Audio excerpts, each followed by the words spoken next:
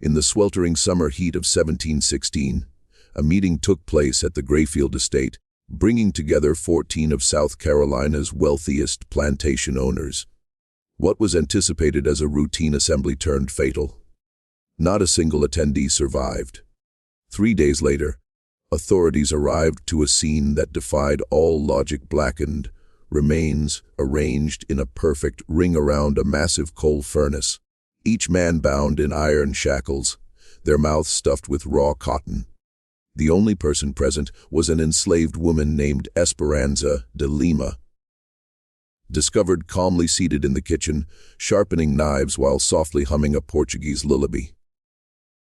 When questioned by officials, her sole response, offered in broken English, was a chilling phrase: "Justice burns slower than coal, but burns complete." Under Governor Robert Johnson's direct orders, every colonial document relating to the event was sealed and hidden within Charleston's archives for over 2 centuries. Tonight, we lift the veil on the horrifying truth behind what history remembers as the Greyfield Massacre. This is a story of vengeance so deliberate and so devastating that it reshaped the colony's understanding of those they deemed property. Before we explore Espiranza de Lima's tale and the night that rocked colonial South Carolina, I need your help. Please subscribe to the channel and click that notification bell. Stories like this, intentionally buried by time, suppressed by the powerful, deserve to be told. And while you're there, drop a comment letting me know which state you're tuning in from. What dark historical secrets might lie hidden in your own backyard? Now, let's travel back to 1716 to uncover how a woman viewed as chattel orchestrated one of colonial America's most ruthlessly calculated acts of retaliation. Our narrative truly begins not on that horrific evening, but 15 years earlier, in the bustling port of Charleston. The year was 1701, and the colony thrived on prosperity, built from the labor of enslaved Africans, working the rice plantations along the coast. Edmund Greyfield stood among the wealthiest of these planters, a second-generation colonist whose family had carved a 3,000-acre empire from the Ashley River's northern swamps. Even by the harsh standards of his era, Greyfield was notoriously brutal. Towering over 6 feet, with pale blue eyes that seemed to pierce through a person, he had earned a reputation for breaking enslaved people, body, and spirit. Across the region, whispers about his plantation, Greyfield Estate, spread fearfully. It was said that anyone sent there either died within a year or emerged as a hollow shadow of themselves. In September 1701, the Portuguese ship Santa Maria sailed into Charleston Harbor with 180 captive souls from Angola's coast. Among them was a young woman, around 20, whom her new owner would name Espiranza de Lima. To the white colonists who examined her like livestock, nothing stood out. She was of average build, with intelligent dark eyes, and intricate tribal scarification on her shoulders that hinted at royal lineage, a story her captors would never know. Unbeknownst to them, Espiranza was the daughter of a powerful village chief, trained from childhood in strategy, negotiation, and what colonists would call witchcraft, but was actually a deep knowledge of herbs, poisons, and human psychology. She had watched Portuguese raiders burn her village, murder her father, and enslave her people. In her mind, every white face she encountered was tied to that original atrocity. Edmund Greyfield bought her for 42 sterling, a hefty sum reflecting her youth and health. He had a specific role in mind. His previous house slave, an older woman named Sarah, had recently died under mysterious circumstances, though everyone knew she'd been beaten to death for spilling wine on his imported English carpet.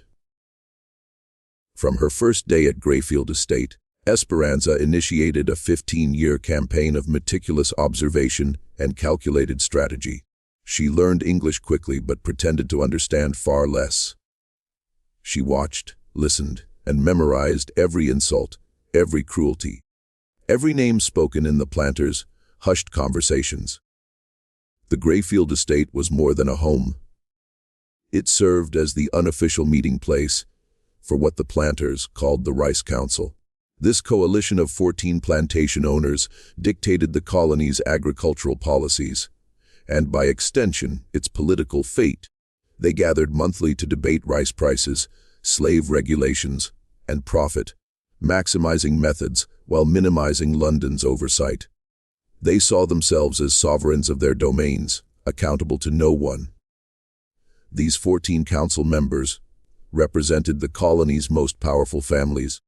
Edmund Greyfield, their unofficial leader; William Pitton, whose rice yields surpassed all others in the Americas; James Rutherford, also a colonial judge; Marcus Sutton, who ran the largest slave trading operation between Charleston and Savannah; Henry Caldwell, whose influence reached the governor's office; Thomas Harrington, a former British naval officer who governed his plantation like a military post; Benjamin Fairfax, with family wealth dating to the earliest settlements; Samuel Kingsley, a specialist in seasoning newly arrived Africans; Robert Fielding, infamous for his inventive torture methods; Charles Warwick, whose plantation bordered 3 others, making it an information hub; Jonathan Cretan, who kept detailed records for slave breeding; David Norris, whose medical skills kept slaves alive, just long enough for maximum labor;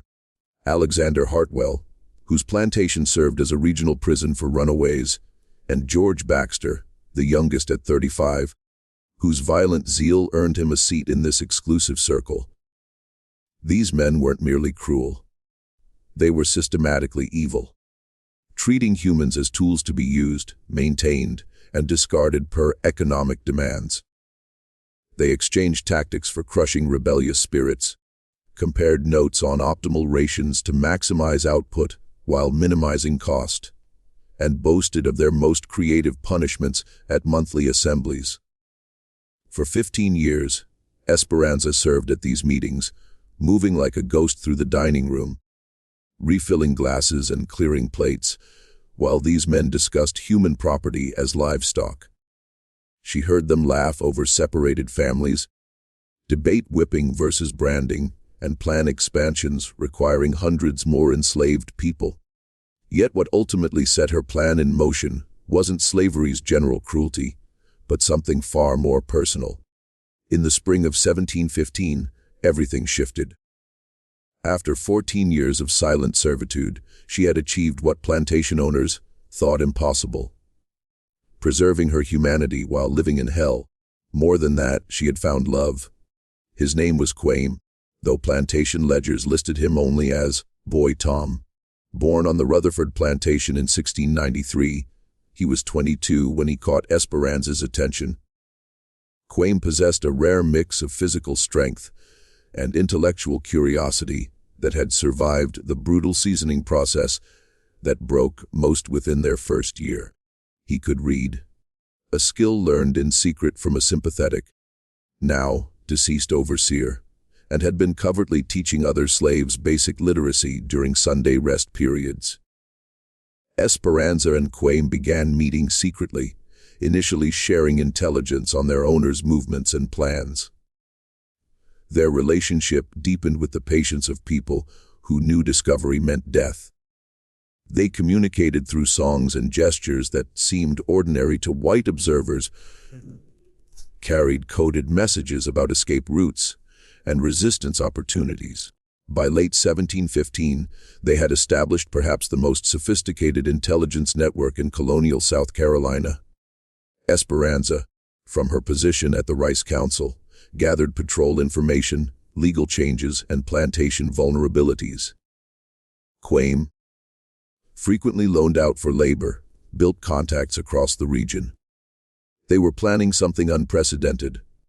Not a simple escape, but a coordinated uprising to free hundreds across multiple plantations. Their careful planning, however, was undone by simple human emotion.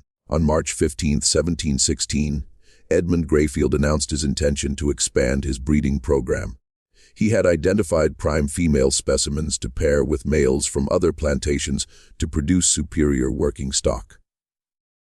Espiranza's name topped his list. Overhearing this while serving wine, her face remained impassive, but something fundamental shattered within her.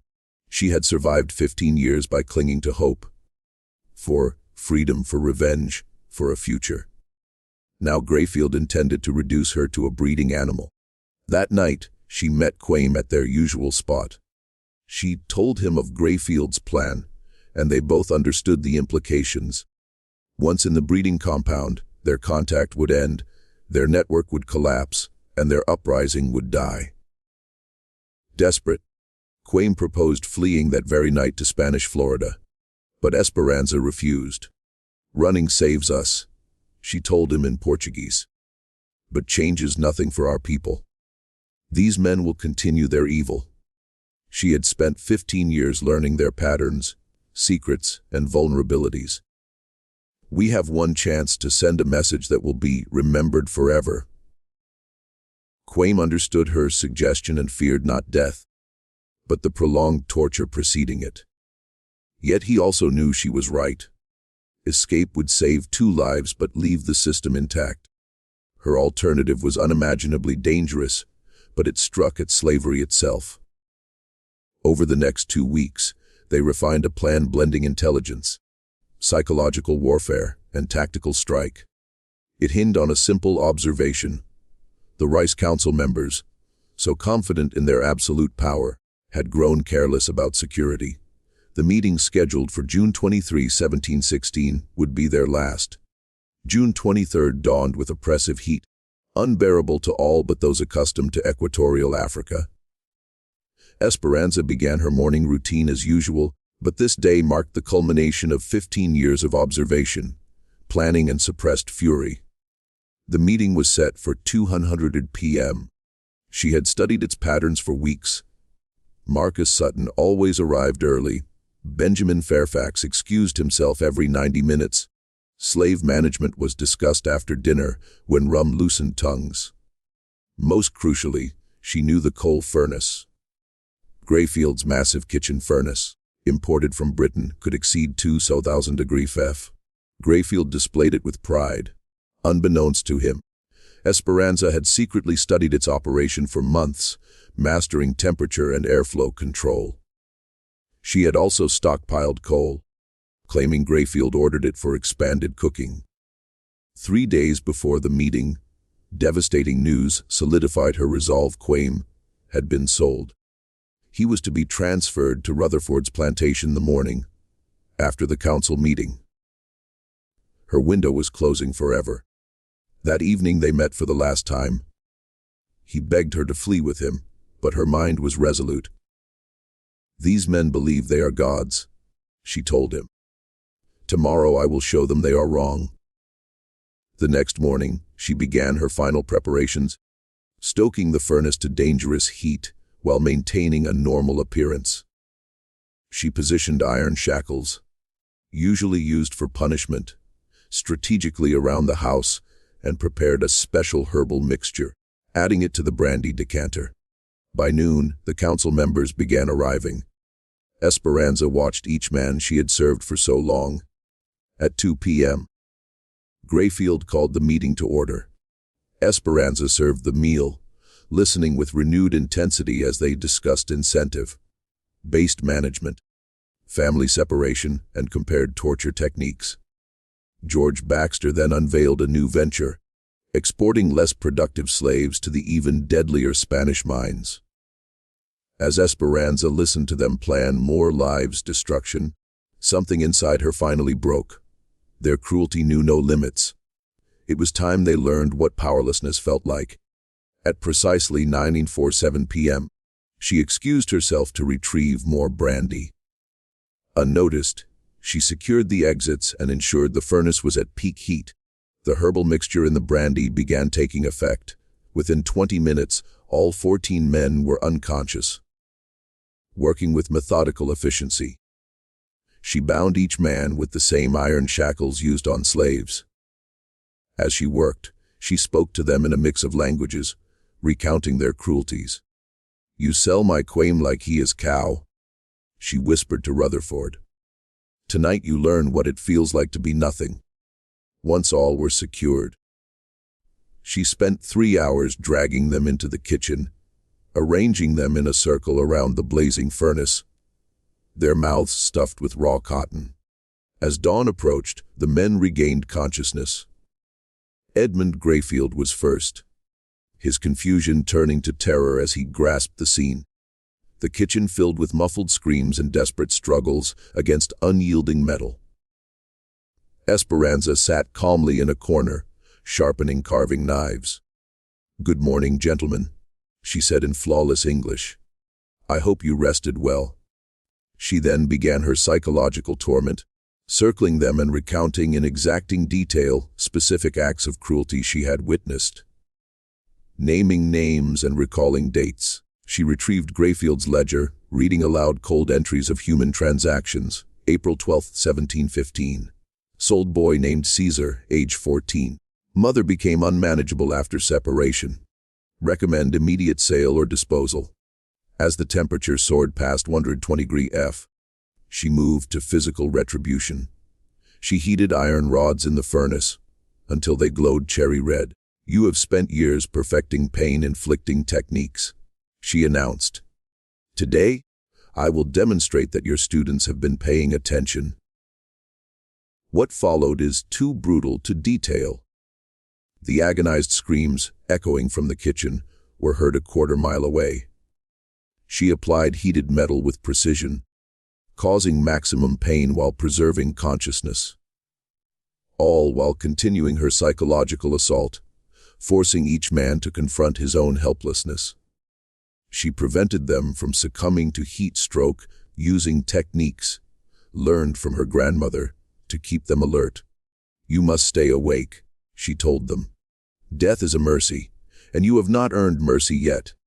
As evening fell, she dragged the semi-conscious men closer to the furnace, letting its radiant heat slowly cook them alive, a technique she had heard Marcus Sutton describe. "This is how you killed Thomas," she reminded him. By midnight, the last of them, Edmund Greyfield, succumbed. His final whispered plea for bargaining was met with cold finality. "I want you to die knowing that you were wrong," she replied. "You are just a man who chose to be evil, and now you are paying the price." Dawn on June 25th revealed 14 charred corpses in a perfect circle. Espiranza was found at the kitchen table sharpening knives and humming a Portuguese lullaby. The colonial authorities were terrified. To execute her publicly would risk spreading her methods. Their solution was politically expedient and cruel. She was sentenced to the Spanish silver mines, a delayed death sentence. She was loaded onto the Santa Isabella and, according to the ship's log, died of fever and was buried at sea. But rumors persisted that she had survived, that she had taught others, that her fire had spread. The psychological impact was immediate and lasting. Plantation owners began traveling with guards. The Rice Council meetings ended forever. A new wave of unrest, kitchen fires, poisoned livestock, mysterious accidents swept through the colony. Masters were no longer confident in their absolute power. The enslaved were no longer convinced of their absolute powerlessness. Official records were sealed for 50 years, but the truth escaped. The story of Espiranza de Lima became a seed of resistance whispered through generations. A testament to a simple, terrifying truth. Property can think. Property can plan. Property can remember. And when pushed beyond endurance, property fights back. Justice burns slower than coal, but it burns complete. What are your thoughts on this story? Do you think we have the full account? Or are there still secrets buried in our nation's dark history? Share your comments below. If you appreciate these journeys into America's hidden past, please subscribe, hit the notification bell, and share this video.